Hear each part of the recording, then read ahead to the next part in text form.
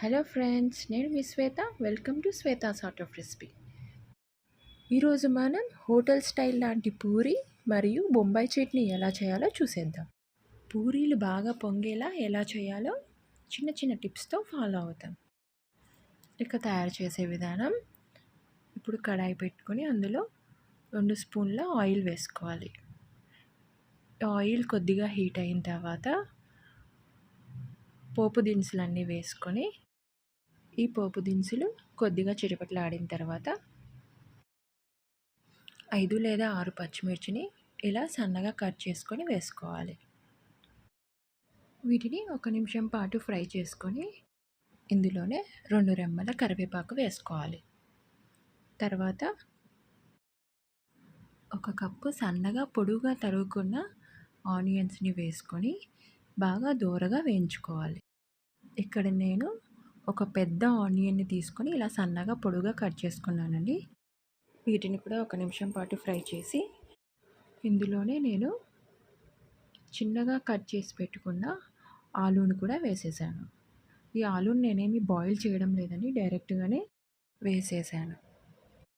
ఈ ఆయిల్తోనే ఆలూని కూడా మనము మగ్గించుకోవాలి. ఇందులోనే 1 స్పూన్ పసుపు మరియు రుచికి సరిపడా సాల్ట్ వేసి బాగా ఫ్రై చేసుకోవాలి. లో ఫ్లేమ్లో పెట్టుకొని మధ్య మధ్యలో కలుపుకుంటూ వీటిని బాగా మగ్గించుకోవాలి. అవి మగ్గే లోపల 2 కప్పుల శనగపిండిని తీసుకొని అందులో 6 కప్పుల వాటర్ పోసి ఉండలు లేకుండా కలుపుకోవాలి. ఏ కప్పుతో అయితే శనగపిండి తీసుకున్నామో అదే కప్పుతో వాటర్ తీసుకోవాలండి. చూడండి, ఈ ఆనియన్స్ మరియు ఆలు ఇలా మగ్గించుకున్న తర్వాత ముందుగా కలిపి పెట్టుకున్న శనగపిండిని ఇందులో వేసుకోవాలి. అలానే వదిలేయకుండా ఫ్లేమ్ని లో టు మీడియంలో పెట్టుకొని ఉండలు కట్టకుండా కలుపుకుంటూ ఉండాలి. ఇది కొద్దిగా గట్టిపడేంత వరకు ఇలా కలుపుకుంటూ ఉండాలి. చూడండి, ఈ కన్సిస్టెన్సీలో ఉన్నప్పుడు స్టవ్ ఆఫ్ చేసుకోవాలి. ఎందుకంటే శనగపిండి చల్లారిన తర్వాత కొద్దిగా గట్టిపడుతుంది కాబట్టి ఈ కన్సిస్టెన్సీ సరిపోతుంది. ఒక బౌల్లో 1 కప్పు గోధుమ పిండి, 1/2 కప్పు మైదా పిండి తీసుకున్నాను. మీరు మైదా ప్లేస్లో మొత్తం గోధుమ పిండి అయినా తీసుకోవచ్చు. ఇందులోనే 1/2 కప్పు రవ్వ, 1/2 స్పూన్ చక్కెర మరియు రుచికి సరిపడ ఉప్పు వేసుకోవాలి. ఇక కొద్దిగా వాటర్ పోసుకుంటూ పిండిని కలుపుకోవాలి. ఈ పిండిలో రవ్వ మరియు చక్కెర వేయడం వల్ల మనకి పూరి బాగా పొంగుతుంది. అది అలానే ఎక్కువ సమయం కూడా ఉంటుంది.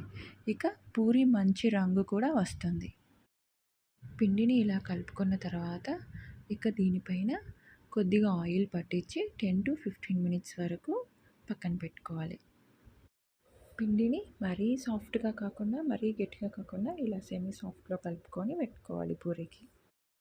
15 నిమిషాల తర్వాత పిండిని ఇలా చిన్న చిన్న ఉండలుగా చేసుకోవాలి. నేనైతే ఈ సైజు ఉండలు చేసుకుంటున్నానండి. ఒక పెద్ద నిమ్మకాయ సైజు అంత ఉండ అయితే సరిపోతుంది.